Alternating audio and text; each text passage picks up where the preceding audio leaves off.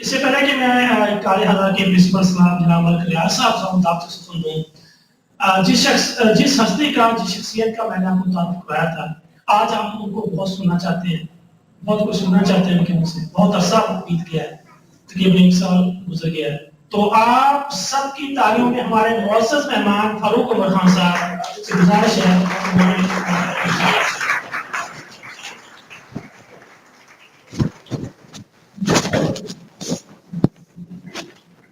بہت ہی قابل احترام اور پرنسپل جناب ملک ریاض حسین صاحب،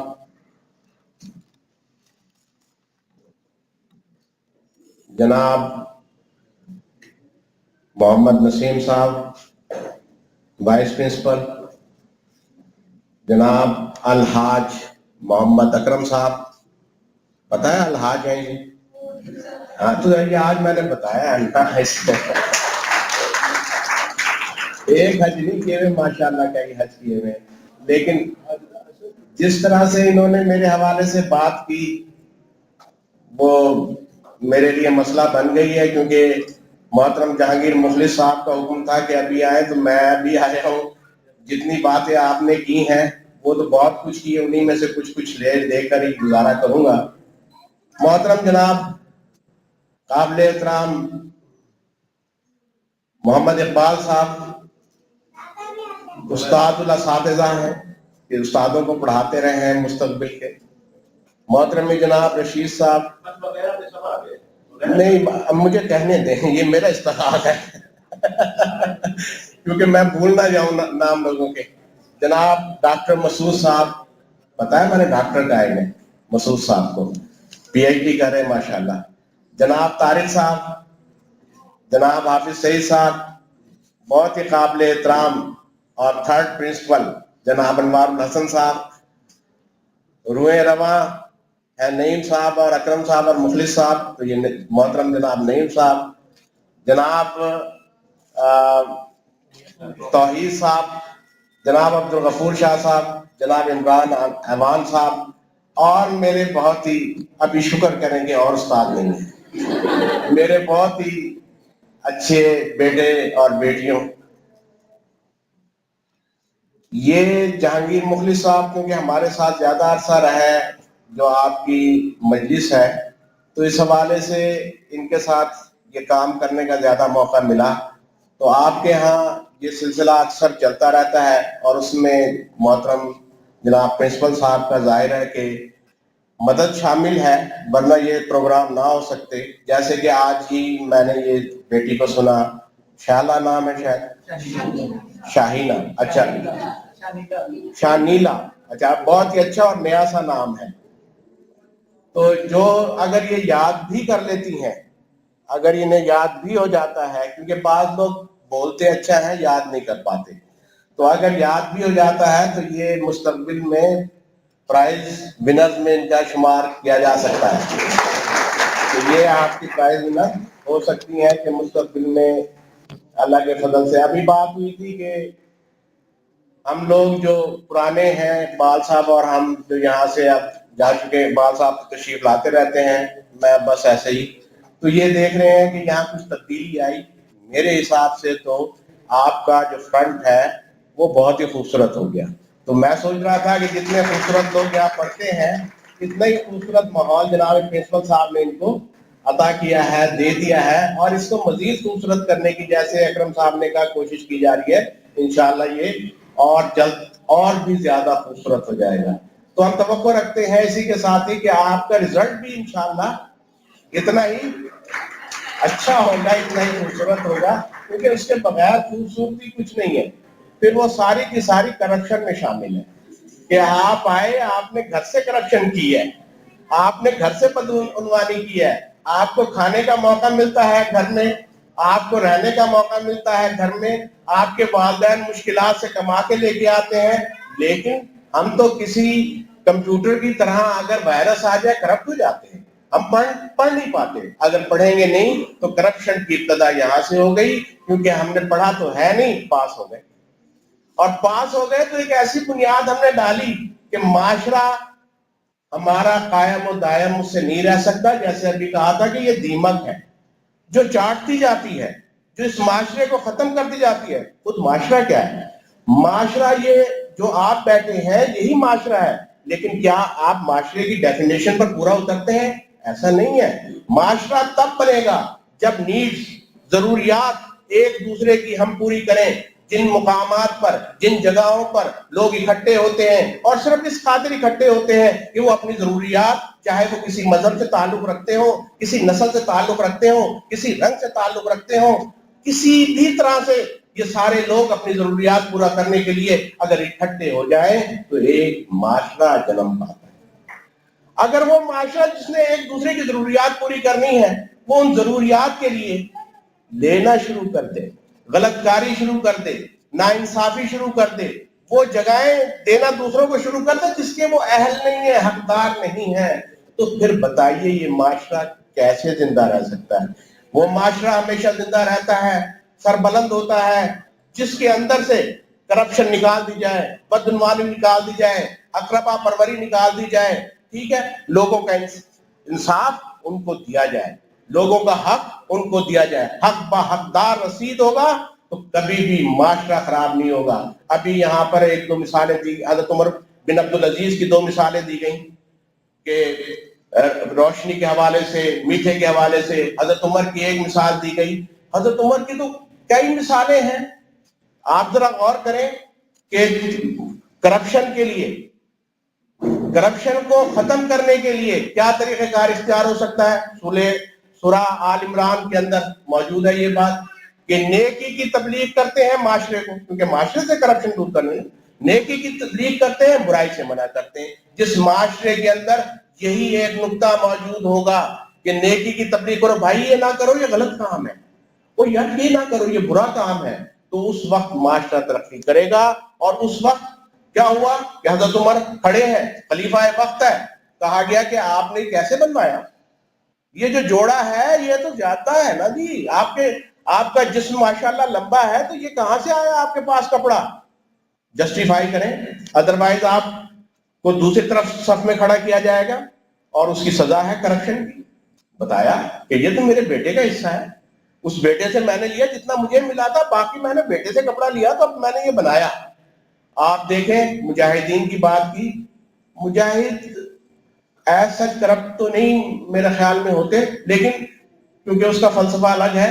میں یہ کہنا چاہوں گا کہ آپ کا گورنر بنائے ہوئے ہیں حضرت عمر فاروق کے زمانے میں علاقے کے, وہاں پر سلسلہ شروع ہو گیا, شکایتیں آئیں کرپشن کا.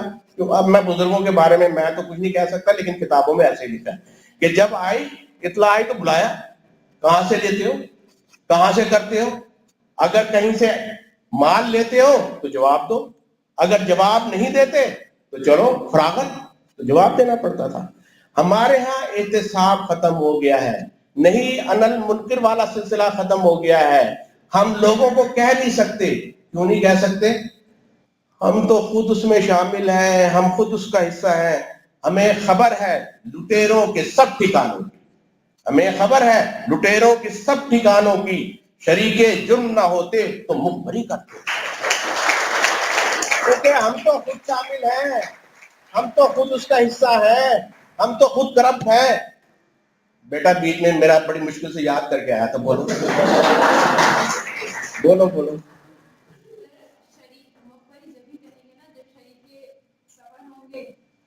یہ شریک سفر کا لفظ بڑا خطرناک ہے, میری شریک سفر تو میرے گھر ہے,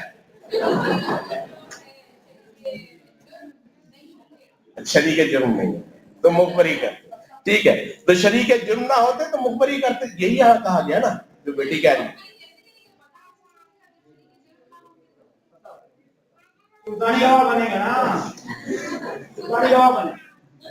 یہ جو کچھ انہوں نے بیچ میں کہی تھی نا باتیں, ان کے اندر ان کے سلطانی گواہ موجود تھے جو میں ابھی ذکر نہیں کر رہا, اس طرف آ نہیں رہا, دوسری طرف آ نہیں رہا. انہوں نے ایک کو دودھ کا دھلاوا کہا اور دوسرے کے بارے میں ایک لمبی لسٹ آپ کے سامنے پیش کر دی, تو میں اس کا ذکر نہیں کرتا, تو وہاں سلطانی گواہ موجود ہے.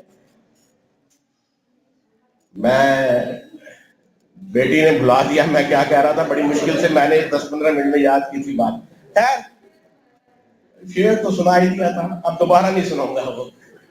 خیر کہنے کا مطلب یہ ہے کہ اگر ہم برائی سے روکنے کی کوشش کریں گے, لوگوں کو کہیں گے. مجھے کمال ہوا, کل میں تھا اس میں آرٹ فیکلٹی یونیورسٹی میں, وہاں آپ میری بات سن لیں, شعر پر تو ہم بعد میں بحث کر لیں گے, مل کر کریں گے, مل کر کرتے ہیں بات. اچھا, تو وہاں میں فیکلٹی میں تھا, تو ڈاکٹر رضیہ مسرت صاحبہ ڈین ہے, وہاں انہوں نے ایک سیمینار رکھا ہوا تھا وائلنس کے حوالے سے, خواتین کے.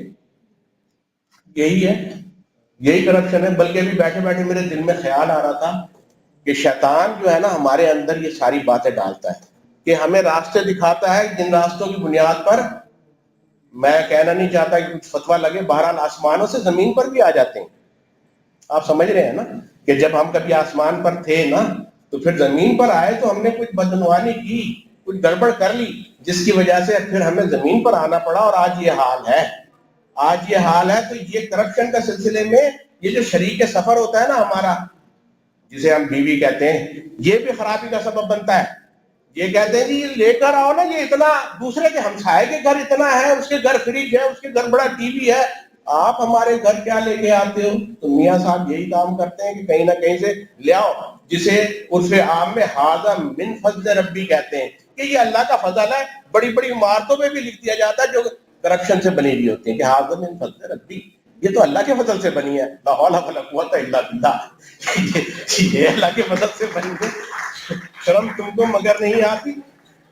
تو مجھے یہ جس طرح بھی کہا کہ 148 سے کسی نے ہوائی اڑائی ہے کہ 128 پر ہم آ گئے ہیں.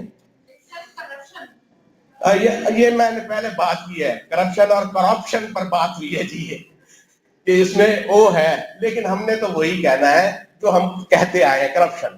اچھا جی, تو اب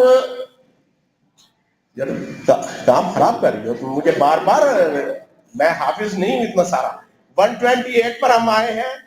اب پہلے میں کیا کہنا چاہ رہا تھا, تو ہم نے یہ کارنامہ جو انجام دیا ہے, ہم جو نیچے سے اوپر گئے ہیں, یہ ایسے ہی ہے. 72% ساری دنیا کے اندر کرپشن موجود ہے.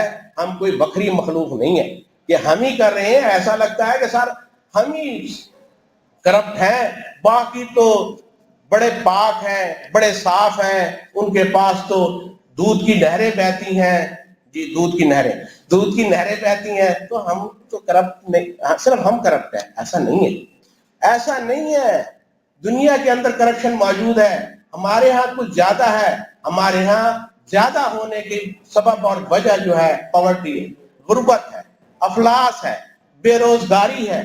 یہ جب تک ختم نہیں ہوگی, کرپشن کو ختم کرنے کا کوئی طریقہ آپ کے پاس موجود نہیں ہے کہ آپ کہیں کہ صرف اللہ اللہ کر کے کرپشن ختم کر دی جائے. ایسا نہیں ہو سکتا. میں وہ یونیورسٹی کی بات کر رہا تھا, وہاں پر یہ کہا گیا کہ یہ وائلنس کو ختم کرنے کے لیے خواتین کے خلاف اگر آپ ایٹیٹیوڈ تبدیل کرتے ہیں, اگر آپ بیہیویئر تبدیل کرتے ہیں, اگر سبجیکٹ میں ڈال دیں, سبجیکٹ میں یہ بچوں کو شامل کر دیں کہ دہشت بچیوں کے اوپر, خواتین کے اوپر جو ہے ظلم و ستم کرنا بند کر دیا جائے, تو سارا کام ٹھیک ہو جائے گا.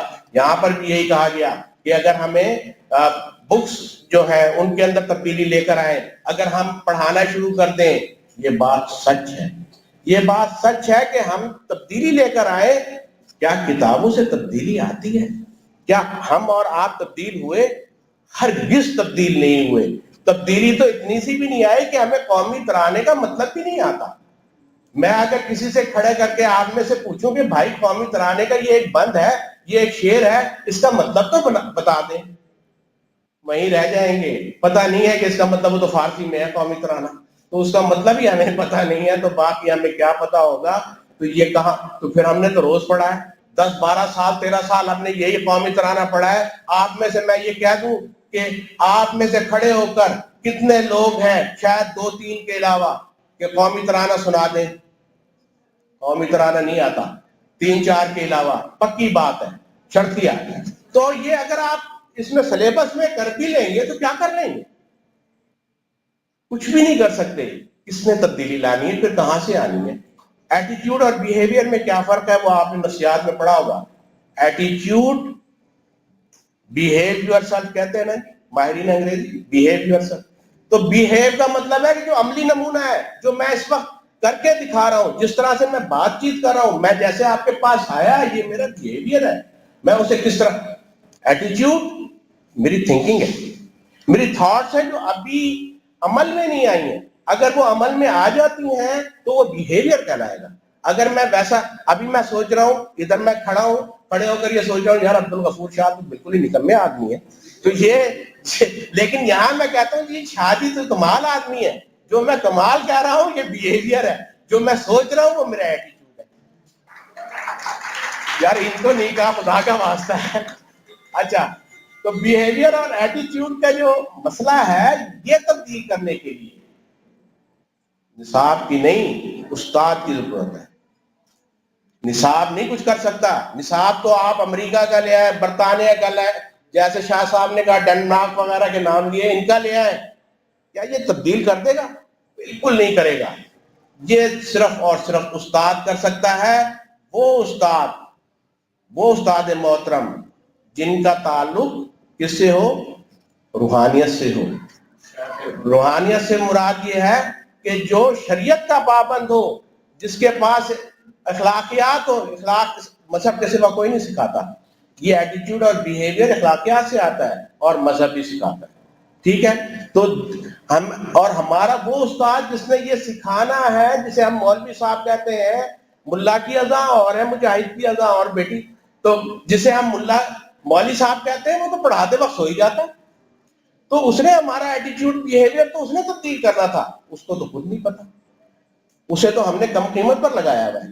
तो एटीट्यूड और बिहेवियर, जब तक हमारा एटीट्यूड जब तब्दील नहीं होगा, जब तक हमारा इनर नहीं बदलेगा, जब तक हमारा सेल्फ नहीं बदलेगा, और वो कुरान से बदलेगा, वो इस्लाम से बदलेगा, इसके अलावा कोई रास्ता नहीं। जितने मर्जी आप निसाब पढ़ लें, जितने मर्जी उस्ताद रख लें, कोई रास्ता नहीं। झूठ कहता हूं और बेखटके, हमने अपना एटीट्यूड ये बनाया हुआ है, कोई बात नहीं, गपशप लगाओ, झूठ बोलो, झूठ कहता हूं और बेखटके, कौन सच कह के दार पे लटके। हम तो सच भी नहीं बोलते, डर के मारे कि बाबा में लटका दिया जाएगा। हमारा एटीट्यूड ये है, ये हमारी करप्शन है। जब तक हम सच नहीं बोलेंगे, नहीं अनन मुनकिर वाली बात हम नहीं करेंगे, गलतियों को गलतियां नहीं कहेंगे। लेकिन एक बात खत्म करके मैं बात खत्म करता हूं, मैं जो ये कह रहा हूं कि हम अपने साथियों को कहें कि आप गलत कर रहे हैं, इसका हरगिज ये मकसद नहीं है। वो माशरे में नाकाम रहता है जो बरमला कह दे कि तू क्या कर रहा है, 10 आदमियों के सामने कह दे तू गलत काम करता है। इस्लाम कहता है अलग ले जाओ ना, अलग से बात करो, भाई ये आप क्या कर रहे हो, बहन ये आप क्या कर रही हैं, ये बात गलत है, ऐसा नहीं होना चाहिए। माशरा इसको पसंद नहीं करता, इस्लाम इसे पसंद नहीं करता। अगर आप सबके सामने कहेंगे तो आप उसका दिल दुखाएंगे, तो दिल दुखाने की इजाजत नहीं देता। आप रहा कि कौन कौन से महकमे में होती है करप्शन? पुलिस, अदलिया, चलो बाकी सब छोड़े, खुद हमारा अपना महकमा। और मैंने जो कहा कि उस्ताद अगर ठीक हो जाए, जो आप हैं मुस्तकबिल के, और आप इंशाल्लाह ठीक हो जाएंगे, क्योंकि मुझे यकीन है कि यहाँ बड़े अच्छे असातिज़ा हैं जो अपना काम बड़ी खुशदिली से करते हैं, और फिर मलक रियाज साहब की दुआएं आपके साथ हैं। तो मुझे यकीन है कि मुस्तकबिल के आप जब उस्ताद बनेंगे तो जितने भी बच्चे होंगे उनसे जब आप करप्शन दूर करेंगे तो कुछ परसेंट सही, अभी हमने कहा 28% हम कुछ ठीक है, तो 28 से हमारा ग्राफ और बढ़ जाएगा। मैं दुआ करता हूं, 28 कहते हैं अच्छे हैं, 27 आप और कम कर रही हैं, चलो ठीक है, मैं आपके साथ हूं। एक और बात बताना चाहूंगा, जब बहस आपको खत्म करनी है, बहस आपस में लड़ाई का सबब बनती है, बात मान लेनी चाहिए। क्या बात है, इससे पहले कि मेरी बहस खत्म हो और आप कहें कि हाँ आप ठीक कह रहे हैं, मुझे इजाजत देनी चाहिए।